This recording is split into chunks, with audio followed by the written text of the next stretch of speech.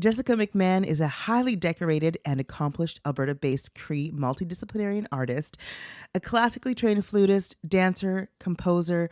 Her work fuses together traditional language and dance with her own contemporary experiences as an Indigenous woman and two-spirit person. Her latest album, Prairie Dusk, is number 6 on this week's Top 30 chart, and I have Jessica on the line right now. Hi, Jessica. Thanks for joining me today. It's an honor to talk to you.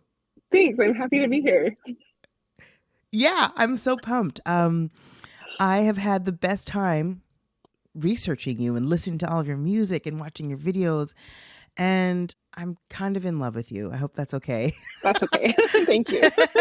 You're just, and I spent some time listening to your album, and it's quite beautiful. Like, I knew it would be good, but it's just, I'm very speechless. Like as I was listening to it, I was like, oh my God.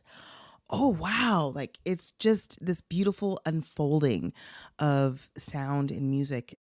Like, how do you compose your music? Is it sort of like, do you start with like improvisations that kind of firm up into concrete things, or I'm curious. Yeah. Sometimes I hear something in my head randomly, and then Mm-hmm. sometimes I compose through improvisation. And The River Has Many Ways of Being was completely composed through improvisation. And it was Mm. only supposed to be like 20-second pieces in one piece, but some of them ended up being longer. And then I take those improvisations sometimes and I'll work through them. Sometimes I honestly compose through Sibelius if I'm in dire In need a of yeah, like yeah. something. Yeah. That's amazing. Do you, when you're sitting down to work with like, for example, like a collaborative pianist, are you like, okay, we're going to stay in this mode and we can only use these notes? Like, what are some of the parameters that you put around your improvisational compositions?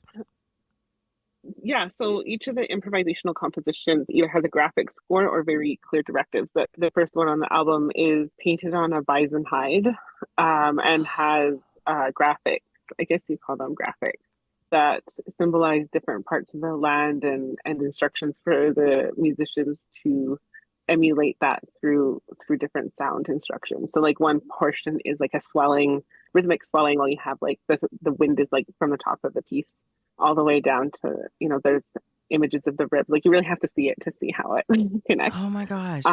Yeah. Wow. When you are on tour or when you're playing for audiences, like, do they get to experience some of those graphics as they're listening to the music?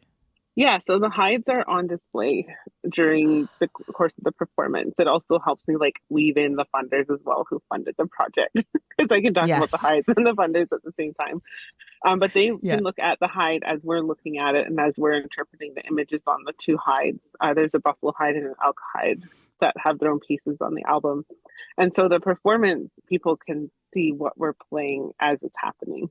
That's very cool and a really great way to like keep audiences engaged and invested in the performance. Yeah, Hmm. that's really beautiful. I have a question. Growing up, what did you fall in love with first? Was it music? Was it dance? I think it was dance, but my ballet class didn't last very long when I was a kid. So I did a lot of music, and then in high school I was really good at it. So I decided to go into university for various reasons, including not being good at math. So Yeah, I went into same. music instead. Yeah, I missed my high school band trip to do my university audition because we were flying back the same day of Wow. my audition. And my band teacher was like, "You should just go on the trip." I was like, really didn't want to miss my audition. So Well, and look at you yeah, now. You're so accomplished. And is the flute your first instrument or were there other instruments before it? it was piano. Uh-huh. Yeah. Yeah, I did 2 years of piano. Then I took flute Yeah. after that. Yeah. Yeah, that's amazing. And you play like many kinds of flutes. What was that journey like as you were like discovering like all of the wind instruments? What did you notice, or what kind of piqued your curiosity?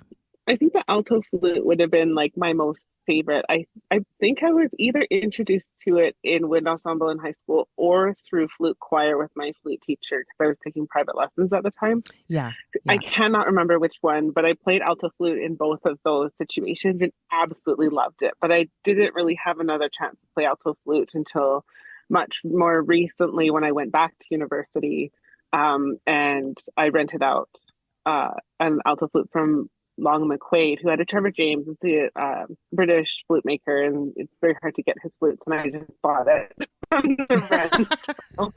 And I just like love that lower sound, Yeah. right? Of like that alto flute.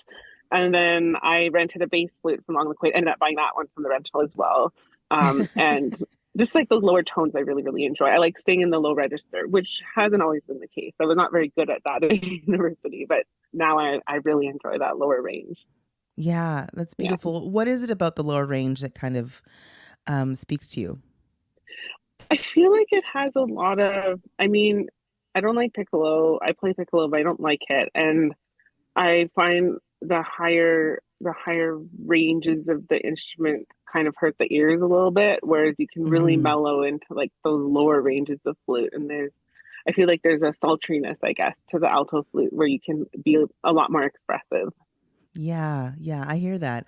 I have a few friends that are flute players, and they are like totally converted over to the alto flute. They're like, that's where it's at, and I get it. Yeah. There's something that's really warm and even Hmm. more like human voice like that is Hmm. compelling. That's gorgeous.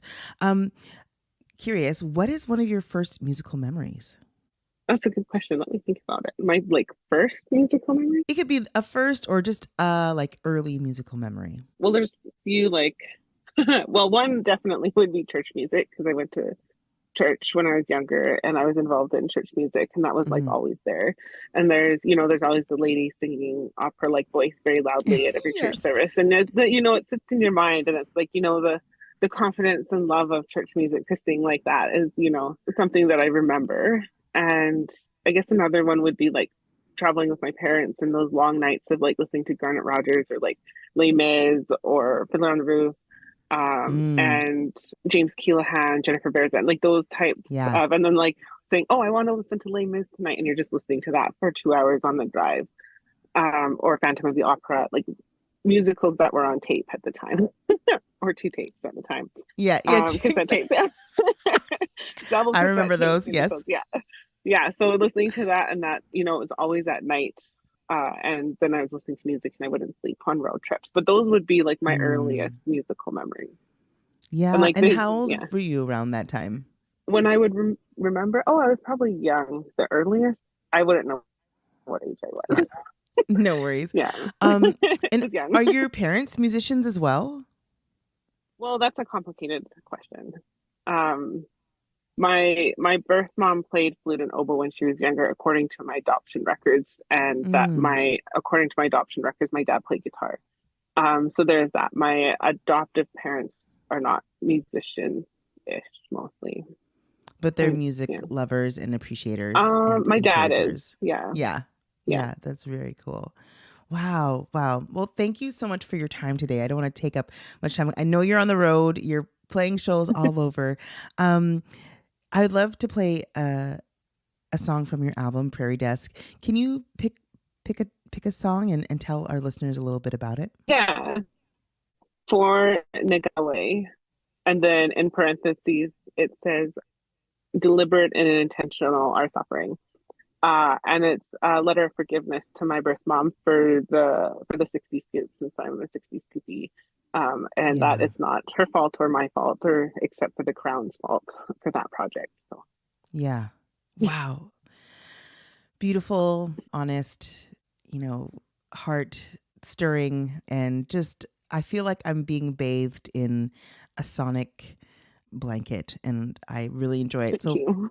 Thank you so if you're much. listening, make sure you go and buy Jessica's album, stream it wherever you can hear music, request it on CKUA.